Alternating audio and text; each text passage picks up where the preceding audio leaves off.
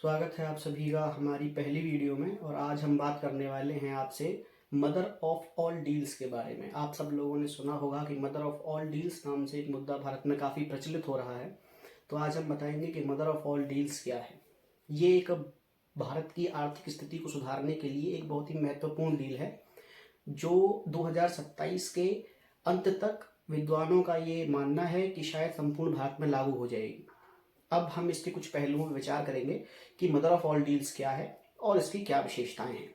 Mother of all deals Europe के साथ भारत की हुई एक डील है जो संभवतः 2027 तक लागू होगी, जैसा कि मैंने बताया। तो अब इसके बारे में कुछ बातें कर लेते हैं। यूरोप 27 देशों का एक समूह है और 27 देश काफ़ी रिच हैं। वहाँ रहने वाले जो लोग हैं वो काफ़ी रिच हैं, पैसे वाले हैं। तो स्वाभाविक सी बात है कि उन्हें एक अच्छी क्वालिटी की वस्तुएं चाहिए होंगी। आप अगर जानते होंगे तो यूरोप की आर्थिक स्थिति भी इस समय कुछ सही नहीं है। यूरोप को भी एक ऐसा देश चाहिए जो उसकी आर्थिक स्थिति को सुधार सके, और भारत एक ऐसा ही विकासशील देश है जो इस समय यूरोप की सहायता कर सकता है। आप भी जानते हैं भारत को अपनी भी आर्थिक स्थिति को सुधारने की जरूरत है, और इसीलिए शायद हमारे प्रधानमंत्री जी ने ये डील साइन की है और इस डील पर बातचीत को आगे बढ़ाया है। ये डील अभी की नहीं है, करीबन 19 साल पहले 2007 में इस डील की नींव रखी गई थी। लेकिन उस वक्त से 2013 तक इस डील पर बातचीत चली, लेकिन कुछ आंतरिक मुद्दों के चलते और कुछ ऐसी शर्तों के चलते जो दोनों देशों के लिए मानना थोड़ा मुश्किल था, ये डील साइन नहीं हो पाई। और 2013 के बाद इस डील की फाइलों पर केवल धूल जमी। न भारत ने रुख किया न यूरोप ने। लेकिन हाल ही में अमेरिका की कुछ गतिविधियों ने भारत और यूरोप दोनों को इस डील पर पुनर्विचार करने के लिए विवश कर दिया।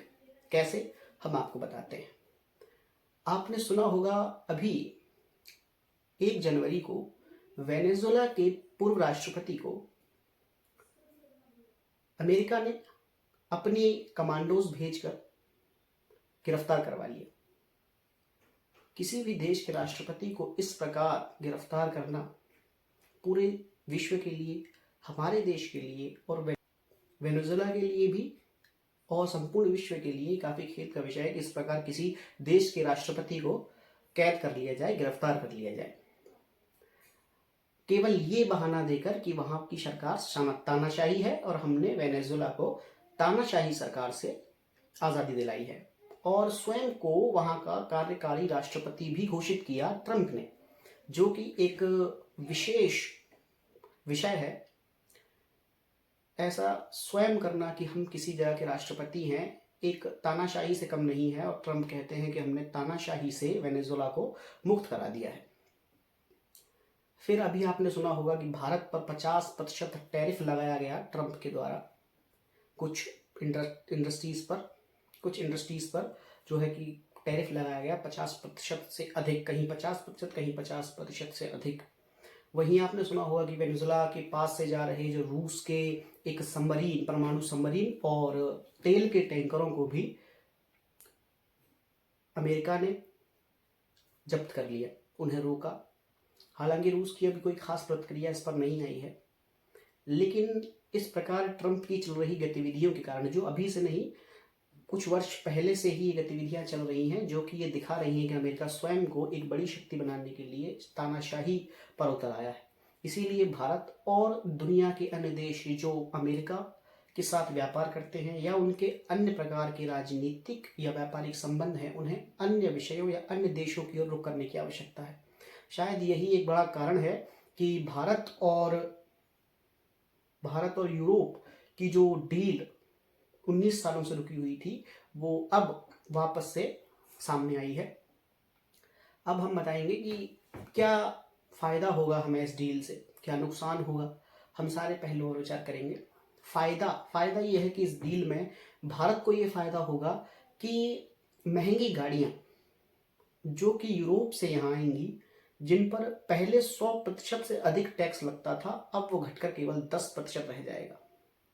महंगी गाड़ियाँ जैसे BMW, मर्सिडीज, ऑडी, 20 लाख तक की भी कारें जो भारत में महंगी मिलती थी, अब उन पर टैक्स कम होगा और वो सस्ती मिलेंगी। हालांकि ये यूरोप से आएंगी, यूरोप से वाइन भी आएगी जो पहले के मुकाबले काफ़ी सस्ती होगी और भारतीय बाजारों में बिकेगी। अब रूस को इससे यूरोप को इससे क्या फ़ायदा है? यूरोप का फ़ायदा है कि यहाँ के जो व्यापारी हैं वो वहाँ पे ट्रेड करेंगे, यहाँ के व्यापारी वहाँ पर ट्रेड करेंगे। पहले 17 से 18% टैक्स लगता था यहाँ के व्यापारियों को वहाँ सामान ले जाने के लिए, लेकिन अब वो टैक्स शून्य कर दिया गया है। और इसीलिए जो पहले देश हैं जो वहाँ पर व्यापार करते हैं बिना टैक्स के, बिना कम विकसित होने की वजह से कुछ देश वहाँ पर पहले से भी व्यापार करते हैं, जैसे कि बांग्लादेश है, वियतनाम है, ये कम विकसित देश हैं। और कम विकसित देश होने का इन्हें एक फ़ायदा मिलता है कि यूरोप में बिना किसी टैक्स के ट्रेड व्यापार कर पाते हैं, और अब यही फ़ायदा भारत को मिलेगा। तो सीधी सी बात है कि भारत के जो व्यापारी हैं वो वियतनाम और बांग्लादेश के व्यापारियों को कड़ी टक्कर दे पाएंगे। अब नुकसान सुन लेते हैं इस विषय के, क्या नुकसान है स्टील के जो भारत को आगामी समय में भुगतने पड़ सकते हैं।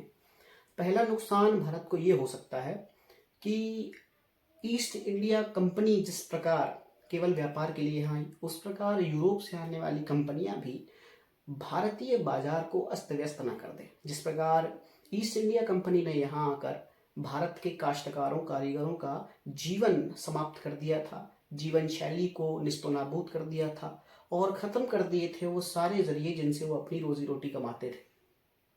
क्या यूरोप की ये कंपनियां भी देशी बाज़ारों में आकर यही करेंगी? इस नुकसान के अलावा भी काफ़ी नुकसान हैं जो भारत को झेलने पड़ सकते हैं। जैसे यूरोप के पास इस संधि में कुछ ऐसे नियम भी हैं जो भारत को काफ़ी नुकसान पहुंचा सकते हैं।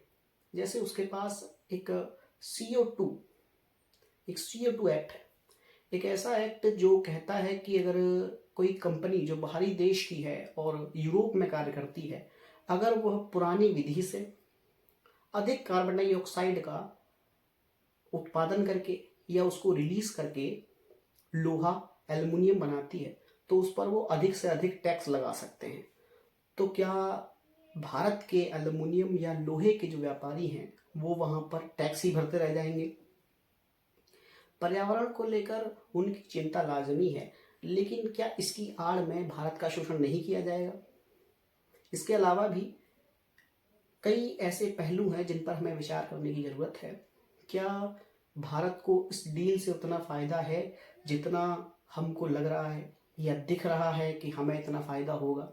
क्या हमें दूसरे पहलू नहीं सोचने चाहिए? हालांकि हमारे देश की काफ़ी इंडस्ट्रीज़ को बहुत फ़ायदा होगा, IT इंडस्ट्रीज़ को होगा, लोगों को रोज़गार मिलेगा, वहाँ लोग पढ़ सकेंगे। वहाँ से यूरोप से पढ़ने वाले जितने भी छात्र होंगे उनको 9 से 12 महीने केवल इसलिए दिए जाएंगे ताकि वो अपने लिए रोज़गार वहाँ पे ढूंढ सकें। तो एक फ़ायदा ये भी है भारत के लिए। लेकिन हर चीज़ के फ़ायदे भी होते हैं, नुकसान भी होते हैं, आप भी जानते हैं। इस डील के भी कुछ फ़ायदे और कुछ नुकसान तभी सामने आएंगे जब ये डील पूर्ण रूप से लागू हो जाएगी। हालांकि अभी ये डील लागू नहीं हुई है, 2027 के अंत तक, जैसा कि मैंने आपको बताया, ये लागू हो सकती है। लागू होने के बाद आगामी वर्षों में हम ये जानेंगे कि इस डील के कितने फ़ायदे हैं और कितने नुकसान हैं।